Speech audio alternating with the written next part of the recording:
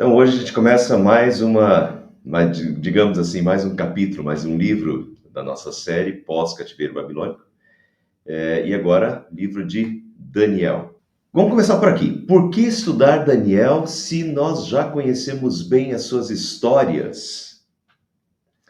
Bom, Daniel é, ao mesmo tempo, um livro muito bem conhecido e um livro desconhecido.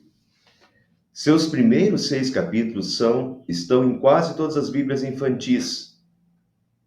Então, se a gente pega, são histórias conhecidas, os 6 primeiros capítulos de Daniel são histórias conhecidíssimas, entre quase todas as Bíblias infantis. O sonho lá do Nabucodonosor, da estátua, Daniel interpreta o sonho, os amigos de Daniel que foram jogados na fornalha acesa, o Daniel na cova dos leões, aquela escrita na parede, que aparece uma mão escrevendo na parede, né? Que Daniel vai interpretar o que a mão escreveu na parede. Isso aí aparece em quase todas as Bíblias infantis. Então, essas histórias a gente as conhece desde pequeno, desde criança. Então, Daniel, por um lado, ele é bem conhecido. Agora, mas os seus 6 capítulos, seus últimos 6 capítulos, praticamente não são estudados. Não são estudados nem nas igrejas. Geralmente não entram nem nas mensagens de domingo. E por isso, ou a pessoa pega o livro de Daniel e tem persistência para ler até o final, ou senão não vai saber. Os 6 últimos capítulos de Daniel são praticamente desconhecidos, são praticamente não lidos, não entram nas igrejas, porque são 6 capítulos de literatura apocalíptica. Inclusive, os últimos capítulos, 6 capítulos de Daniel, são assim um paralelo tremendo e sensacional com o Apocalipse em si. A linguagem dos últimos 6 capítulos de Daniel se repete no Apocalipse. Mas enfim, então vale a pena estudarmos o livro, né? Já conhecemos bem suas histórias iniciais, mas nessa série compreenderemos melhor o pano de fundo histórico de todo o período, e daí a gente vai entender melhor até os capítulos que a gente já conhece um pouquinho mais a fundo. E estudaremos também as suas profecias finais, esses últimos 6 capítulos de literatura apocalíptica. Por que Daniel não está na sequência? Então a gente tem lá Esdras, na sequência da Bíblia, das nossas Bíblias. Esdras, Neemias, né? Esther. Por que não vem Daniel logo em seguida? Por que Daniel está em outra... Daniel, na verdade, está em outra sessão. Né? E realmente, a Bíblia é organizada, eu já expliquei isso para quem assiste os meus estudos aí, a Bíblia é organizada em sessões, são basicamente 3 sessões, né? Nas 3 sessões da Bíblia hebraica, o Pentateuco, os escritos e os profetas. Nas nossas Bíblias até tem mais algumas sessões, por exemplo, Jó, Salmos, Provérbios, Eclesiastes e Cantares são literatura sapiencial, são poesia, né? E por isso estão numa sessão à parte. Mas, então, Esdras, Neemias e Esther são livros históricos. Já Daniel é um livro profético. Então, os últimos 6 capítulos de Daniel são profecia pura, entrelaçada ao Apocalipse mesmo. Então, é profecia. E por isso Daniel entra entre os profetas, né? Ele não está entre os escritos, como Esdras, Neemias e Esther, mas sim está junto com os profetas. Inclusive, Daniel vem depois de Ezequiel, que são os dois, inclusive, do mesmo período histórico. Daniel poderia ter sido o primeiro livro da nossa série, pós-cativeiro babilônico, pois ele foi o primeiro a ir para o cativeiro. Daniel foi levado na primeira leva de prisioneiros em 605 a.C., 19 anos antes da destruição de Jerusalém, que só aconteceu em 580 6. Portanto, Daniel poderia ter sido, talvez deveria ser, mas eu queria trabalhar primeiro os outros para vocês entenderem o que estava acontecendo. Eu comecei por Jerusalém, comecei por o que estava acontecendo com o povo de Deus em Jerusalém, o que aconteceu com o povo de Deus em Jerusalém, a reconstrução do templo e tal. Preferi começar por ali para depois pegar e estudar os que não ficaram em Jerusalém, né? É o caso de Esther, por exemplo. A família de Esther e Esther não voltaram para Jerusalém, eles ficaram na Babilônia e depois na Pérsia. E Daniel também não voltou para Jerusalém. Nem ele, nem a sua família voltaram para Jerusalém. Eles ficaram na Babilônia e depois na Pérsia. Então, eu só fiz essa estruturação. Primeiro estudamos os que ficaram em Jerusalém, para depois estudar os que não voltaram para Jerusalém, né? Mas o Daniel, historicamente, Daniel seria o primeiro livro a ser estudado, porque ele foi levado, foi o primeiro, digamos assim, foi o primeiro a ser levado para o cativeiro babilônico. Isso aqui é um pouquinho confuso, sigam a minha flechinha aqui, vejam aqui, 605, aqui em cima diz Nabucodonosor, que era o rei da Babilônia. Nabucodonosor assume o trono babilônico e acontece a primeira deportação dos judeus. Primeira leva de deportação dos judeus. Às vezes, quem não tem muito conhecimento pensa, quando Jerusalém foi destruída, daí eles foram deportados, exilados, levados como cativos para a Babilônia. Na verdade, não. Inclusive, as maiores levas de deportações para a Babilônia aconteceram antes da destruição de Jerusalém. Então, em 605 já começa a primeira deportação dos judeus. E Daniel e seus amigos são conduzidos nessa ocasião para a Babilônia. Note que é 19 anos antes da destruição de Jerusalém, que só acontece em 586. Daí em 597 foi a segunda deportação dos judeus. Nessa segunda deportação, 10.000 judeus foram deportados, inclusive Ezequiel. Ezequiel foi deportado em 597, 9 anos ainda, 11 anos, né? 11 anos antes da destruição de Jerusalém. Daí, na destruição de Jerusalém, que foi em 586, aí foi a terceira deportação dos judeus. Mais ou menos 832 judeus foram levados nessa época só, tá vendo? Na segunda foram 10.000 judeus. Na terceira foram 832, né, levados. E daí sim, Jerusalém foi destruída. Essa data é a data mais conhecida, mais marcante, quando o templo foi queimado, os muros foram destruídos, a cidade foi destruída. Mas as coisas estão acontecendo. Quando isso aconteceu, Daniel já estava 19 anos na Babilônia, né?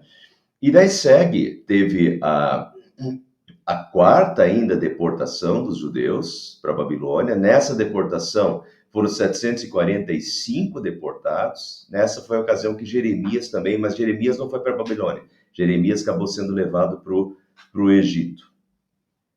E daí isso aqui tudo é Império Babilônico, até 539, quando o Império Medo-Persa derrota o Império Babilônico e assume todo o Império Babilônico. Então, a partir de 539, Império Medo-Persa, 538, o rei Ciro permitiu que os judeus voltassem para Jerusalém. Então, vocês veem como Daniel vem bem antes, né? Daniel foi o primeiro, está entre a primeira leva de deportados que vão para a Babilônia.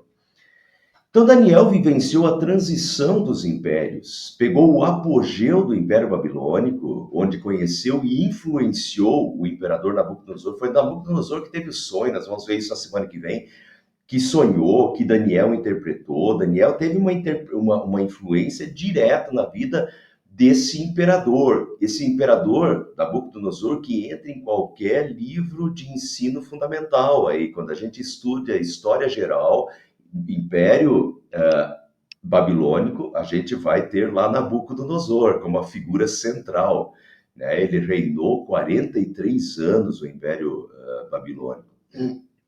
E Daniel teve influência direta sobre esse cara. E o Império Persa, onde Daniel conheceu e influenciou o imperador Dario.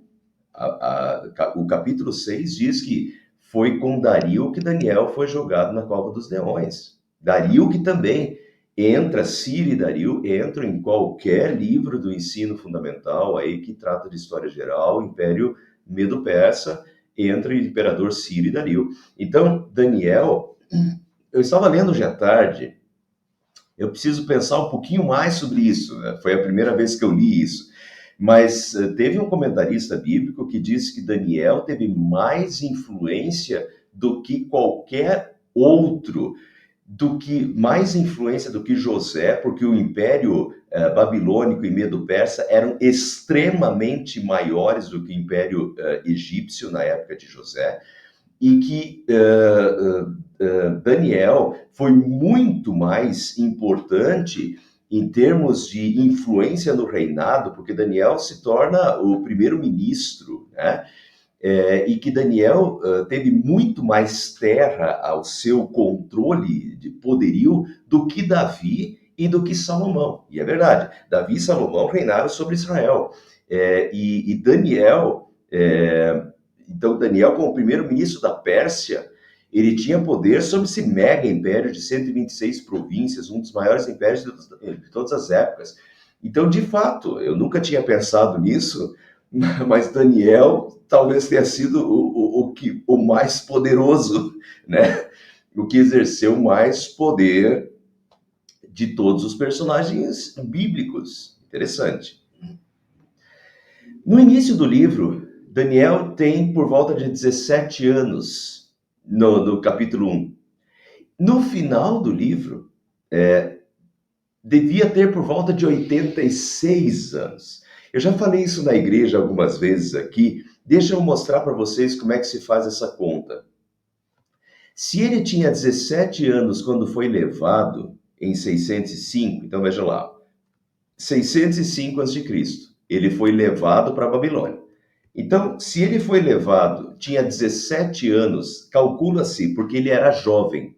Então, calcula-se que ele tivesse, pela função que ele vai exercer no Império, calcula-se que ele tivesse em torno de 17 anos. Se ele tinha 17 anos no ano 605, quando ele foi levado, e viveu até o terceiro ano de Ciro, a gente sabe que Ciro começou a reinar em 536, então ele foi jogado na cova dos leões com aproximadamente 86 anos, porque veja, 605 até 536 já dá 69 anos, 69 com mais 17 que ele tinha, dá 86 anos.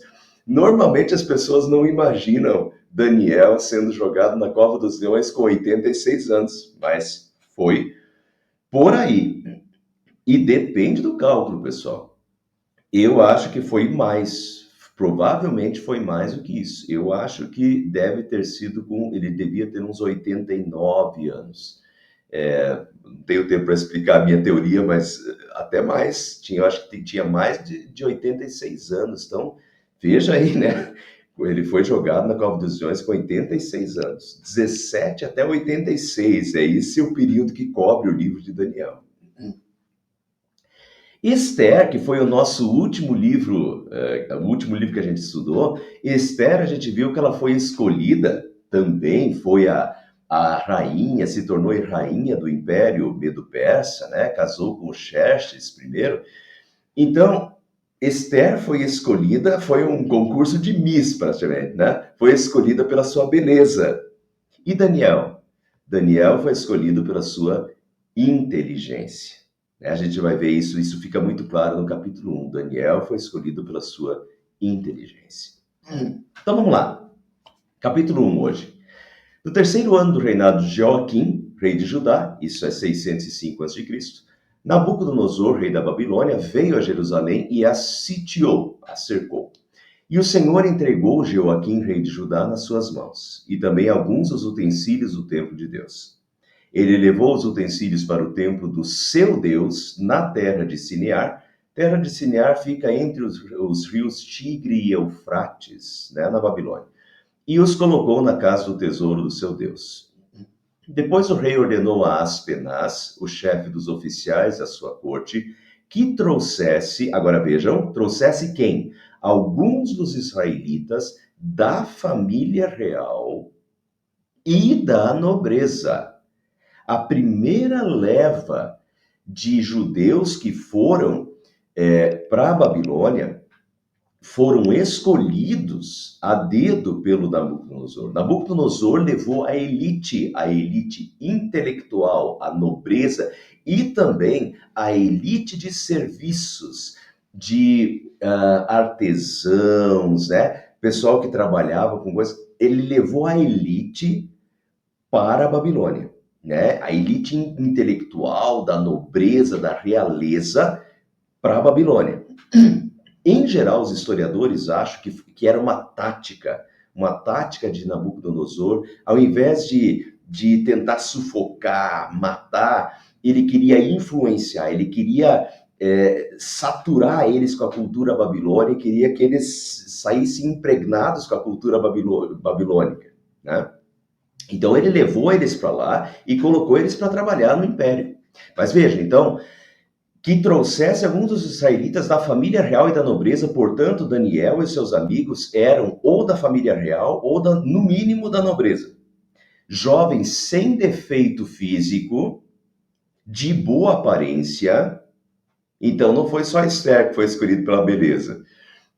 O Daniel e seus amigos também, sem defeito físico, de boa aparência, cultos, inteligentes, que dominassem os vários campos do conhecimento e fossem capacitados para servir no palácio. Esse era o propósito. Nabucodonosor queria jovens intelectualmente capazes, que pudessem servir como consultores do rei, certo? Servir no palácio do rei. Acredita-se que Daniel e seus colegas tivessem, então, por volta, eram jovens, tivessem por volta de 17 anos. Eles eram da família real e da nobreza judaica. Ele quem? O Aspenaz, né? O Aspenaz deveria ensinar-lhes a língua e a literatura dos babilônios. Qual era a língua? Alguns acham que poderia ser a língua acádia, que é a língua mais antiga dos povos sumérios acádios daquela região, mas provavelmente era a língua da Babilônia na época e a língua mais falada, que era o aramaico. Inclusive, do capítulo 2 até o capítulo 7, a gente não vê isso em português, porque está tudo traduzido para o português, mas se a gente pegasse uma Bíblia, um Antigo Testamento em hebraico, a gente veria que o livro de Daniel, primeiro capítulo de Daniel está escrito em hebraico, do capítulo 8 ao 12 está escrito em hebraico, mas do capítulo 2 até 7, Daniel escreveu em aramaico. A gente não sabe exatamente por que ele fez isso, mas inclusive é considerado um aramaico imperial, quer dizer, um aramaico que era usado no império e por pessoas mais cultas do império. O que combina perfeitamente com Daniel, que teve onde ele estava, servir no palácio do rei, né? Ele serviu no palácio do rei, então combina totalmente com Daniel, esse aramaico imperial. Então eles deveriam ensinar-lhes a língua e a literatura dos babilônios, de sua própria mesa. O rei designou-lhes uma porção diária de comida e de vinho, portanto, eles deviam comer a comida do rei, né? O rei compartilhava a sua própria comida com eles. Olha o tratamento, né? Diferenciado. Eles receberiam um treinamento durante 3 anos, uma espécie de trainee, para servir, e depois disso passariam a servir o rei. Era um trainee do palácio, palaciano. Um privilégio, pessoal, tremendo. Se coloquem, pensem que esses rapazes eram da nobreza judaica, então eles deviam ter uma boa vida em Jerusalém. Nabucodonosor chega lá, invade, né, ah, toda a Judéia e leva a nobreza. Então, de um dia para o outro, esses jovens nobres, de um dia para o outro, eles perderam tudo, porque Nabucodonosor pega eles e leva para a Babilônia. Então, de um dia para o outro, eles que eram nobres, tinham lá provavelmente suas muitas regalias e uma vida fácil em Jerusalém, de um dia para o outro eles perderam tudo, porque na Babilônia eles não têm mais terra, eles não têm mais a casa própria deles, eles perderam tudo, tudo ficou para trás. Mas olha a oportunidade que Daniel e seus amigos estão tendo e ganharam e receberam de poder comer da comida do rei, durante 3 anos ficar ali fazendo um trainee no palácio para servir o rei, podendo comer a comida do rei, tendo tudo do bom e do melhor. Então vejam a gama de oportunidade que esses rapazes receberam, né? Perfeito, maravilhoso, uma oportunidade sensacional de quem perdeu tudo agora poder reconquistar a sua vida, né? Se reerguer. Entre esses estavam alguns que vieram de Judá: Daniel, Ananias, Misael e Azarias. O chefe dos oficiais deu-lhes novos nomes.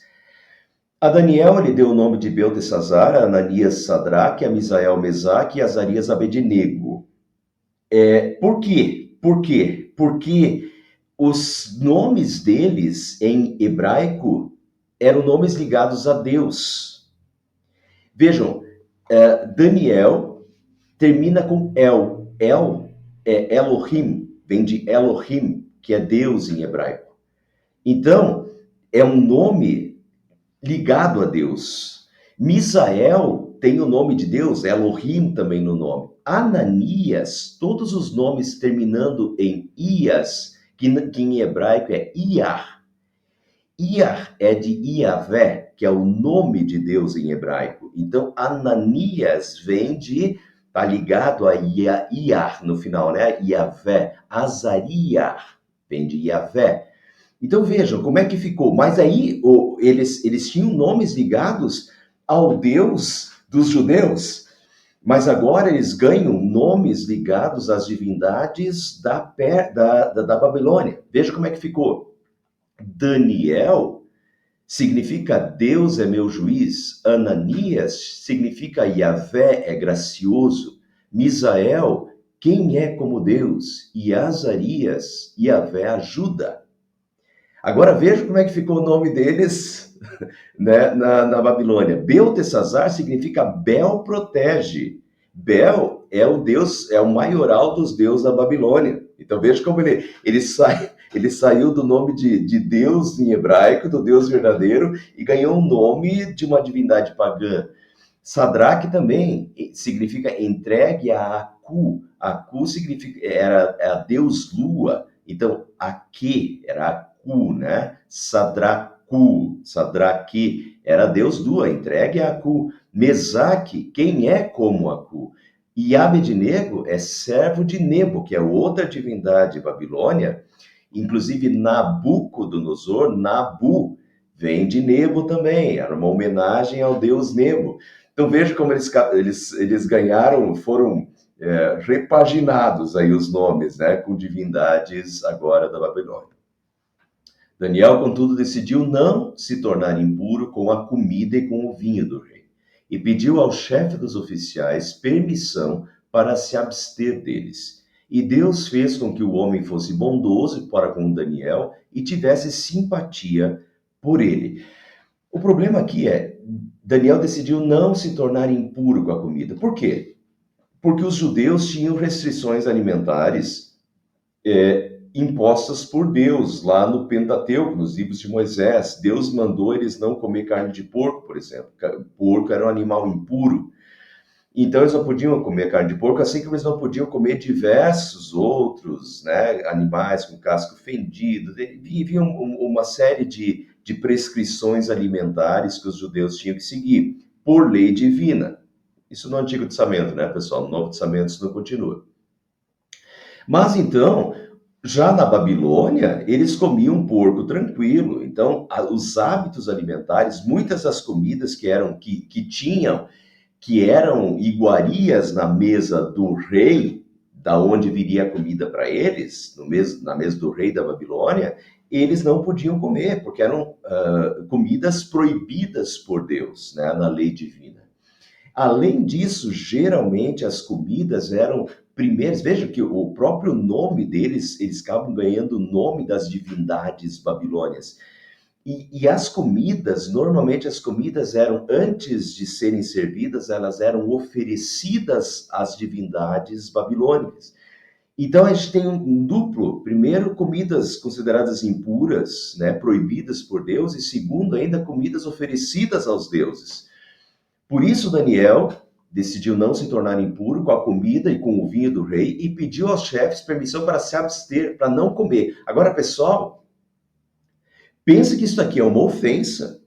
O cara pedir, não, eu não quero comer essa comida aí. A comida do rei. O rei está dando a comida da mesa dele para os outros, para esses rapazes. E o Daniel chega e diz, não, não vou comer essa comida.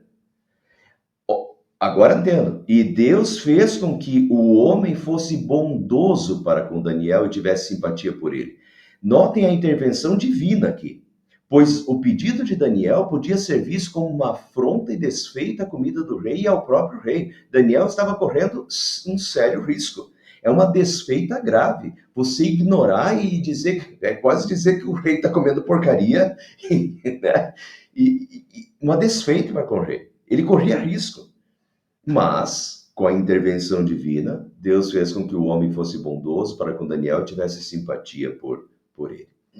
Apesar disso, ele disse a Daniel, eu tenho medo do rei, o meu senhor, que determinou a comida e a bebida de vocês. E se ele os achar menos saudáveis que os outros jovens da mesma idade, o rei poderia pedir a minha cabeça por causa de vocês. Quer dizer, né, quem vai morrer sou eu, porque se ele ficar sabendo que eu não dei a comida da mesa dele para vocês e dei outra coisa para vocês, né? Não fiz o que ele mandou, quem vai ser decapitado sou eu, a minha cabeça está em jogo. Daniel disse então ao homem que o chefe dos oficiais tinha encarregado de cuidar dele e de Ananias, Misael e Azarias. Peço-lhe que faça uma experiência com os seus servos durante 10 dias. Não nos dê nada além de vegetais para comer e água para beber.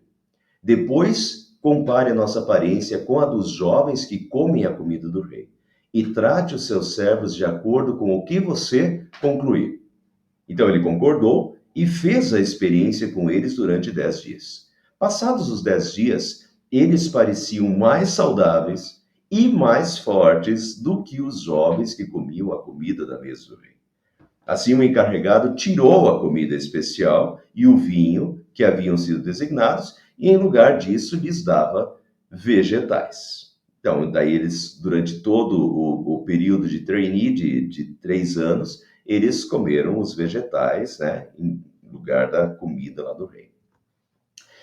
A esses 4 jovens, Deus deu sabedoria e inteligência para conhecerem todos os aspectos da cultura e da ciência. E Daniel, além disso, sabia interpretar todo tipo de visões e sonhos. Isso aqui é bem interessante, pessoal, bem interessante e mais interessante ainda quando a gente tem um pouquinho de conhecimento do que era o Império Babilônico em termos de ciência, de tudo que os babilônios desenvolveram e de tudo que os babilônios já sabiam cientificamente. Eles eram bem evoluídos cientificamente, os babilônios. Agora, vejam, Deus deu sabedoria e inteligência para conhecer todos os aspectos da cultura e da ciência. Nós veremos no decorrer do livro que Daniel se tornará o chefe dos magos da Babilônia.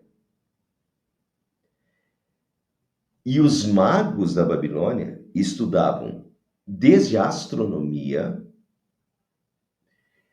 os 3 reis magos que aparecem no nascimento de Jesus, que vem uma estrela diferente e que identificam que essa estrela não é normal, que não é nada do que eles conhecem. Vejam que eles são astrônomos, eles conhecem as estrelas. E esses magos provavelmente eram magos da Babilônia, entende? Magos do Oriente, diz lá, da Babilônia. Então a Babilônia tinha uma longa trajetória de estudos científicos astronômicos. Astronomia, astrologia, matemática, etc. Eles eram versados em toda a ciência disponível na época. Durante esses 3 anos, eles estudaram ciências. A ciência, e ciência é abrangente. É astronomia, é matemática, é tudo, todo conhecimento disponível na época. Por quê? Porque eles seriam assessores, consultores do rei. Lembra lá dos versículos iniciais? Esse é o propósito, serem consultores, assessores do rei. Eles seriam parte desses magos que eram consultados. Vocês já vão ver no próximo capítulo que o rei chamava os magos quando ele tinha alguma dúvida, quando ele queria alguma coisa. Os magos eram esses versados em toda a ciência. Então, esses jovens, destaque aqui nesse primeiro capítulo, que a gente vê na Bíblia, a gente sabe, se eu pedisse para vocês, para quem Deus deu sabedoria, vocês iam responder Salomão. E é verdade, Salomão se torna o homem mais sábio do mundo, e a gente vê a sabedoria de Salomão de fato, né, desde plantas, animais e tudo. Agora, a quem mais? E talvez o pessoal não vai acertar, né? Mas a quem mais Deus deu uma sabedoria e inteligência muito acima da média? A Daniel e aos seus amigos. É isso que faz eles serem escolhidos e se destacarem no meio de todos, é a sua inteligência, sua sabedoria, né? E eles, nesses 3 anos, ainda conhecem e estudam, de fato, os aspectos da cultura e da ciência da Babilônia. E além disso, Daniel ainda sabia interpretar todo tipo de visões e sonhos. Ao final do tempo estabelecido pelo rei, dos 3 anos, para que os jovens fossem trazidos à sua presença, o chefe dos oficiais os apresentou a Nabucodonosor e agora eles vão ser testados pelo próprio rei. O rei conversou com eles e não encontrou ninguém comparável a Daniel, Ananias, Misael e Azarias, de modo que eles passaram a servir o rei. Sem dúvida, isso é graça divina, é Deus conduzindo e colocando esse pessoal lá como assessores diretos e influenciadores diretos de Nabucodonosor. O rei lhes fez perguntas sobre todos os assuntos que exigiam sabedoria e conhecimento e descobriu que eles eram 10 vezes mais sábios do que todos os magos e encantadores de todo o seu reino. Então, realmente, Deus lhes dá esse privilégio de sabedoria, de inteligência, e eles se sobressaíram. E, terminando o primeiro capítulo, Daniel permaneceu ali onde? Ali, servindo ao rei, né, no palácio. Depois Daniel se torna o chefe dos magos da Babilônia. Então, Daniel permaneceu ali, né, servindo ao rei, depois aos próximos reis que virão, né, ali no palácio, até o primeiro ano do rei Ciro. Ciro já é o imperador do Império Persa. Então, Ciro foi o primeiro imperador do Império Persa já. Portanto, Daniel permaneceu servindo o rei entre os magos e encantadores durante todo o império, desde o início porque o Império Babilônico começa com Nabucodonosor. E Daniel, então, pega o início do Império Babilônico, perpassa todo o Império Babilônico e vai para dentro do Império Medo-Persa. Por isso, né, 86 anos, Daniel durou mais do que o Império Babilônico, né? Ele pega todo o Império Babilônico e ainda pega o início do Império Medo-Persa, de 605 até 539. Para terminar, vamos ficar no capítulo 1 hoje. O que me chama a atenção em Daniel? Um jovem de 17 anos da nobreza judaica que perdeu tudo o que tinha e foi levado como prisioneiro para a Babilônia. Foi escolhido por causa da sua beleza e inteligência. Ele podia se tornar arrogante, né? Mais belo, perfeito, porque não podia ter defeito físico, o mais inteligente, o mais sábio, escolhido pelo rei, 3 anos de trainee, podia ser o cara mais arrogante, né? Com tudo que ele... Mas não se tornou. Primeira tentação vencida. Então ele foi escolhido pela sua beleza e inteligência para um programa de trainee no palácio, 3 anos.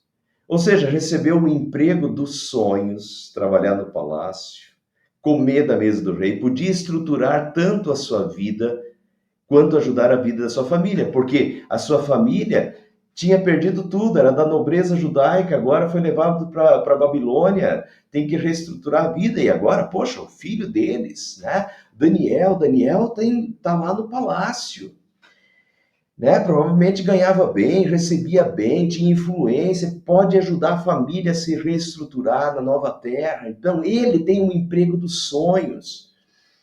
E pode dar uma vida melhor para sua família, né? Que está fora da sua terra. Podia comer da comida servida ao rei, aprendeu a língua, a cultura da Babilônia. Ou seja, tinha condições de assimilar a cultura do império, né?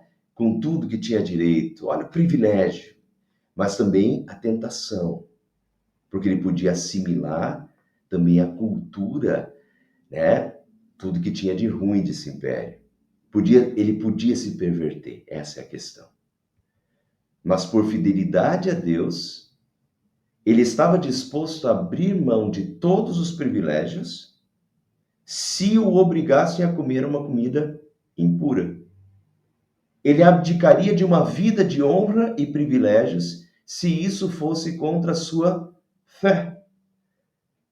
Uma postura louvável para um jovem de 17 anos e um exemplo positivo para todos nós. Entende, pessoal? Um jovem de 17 anos, poxa, toda a vida pela frente, cara, conseguiu o emprego dos sonhos no palácio, conhecimento, língua, tem tudo para deslanchar, tem tudo para voar, né? E tá ali totalmente inserido nessa nova cultura. Ele pode assim, virar um puxa-saco do rei para se dar bem, né?